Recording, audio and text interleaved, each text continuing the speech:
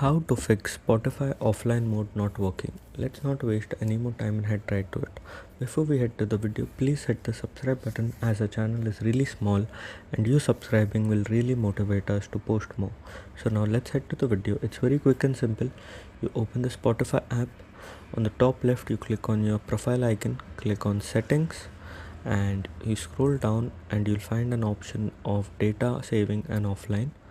You have to scroll down and click on clear cache. Make sure your cache is cleared. Once that's done, you have to go back, and for example I currently have a, a free plan, so for me it's very difficult, but the next step you have to do is go to your settings and also check data saving and offline. Make sure the automatic is turned off. Then you have to go back, and the last and final step that you have to do is you have to open your Play Store. You have to search for Spotify.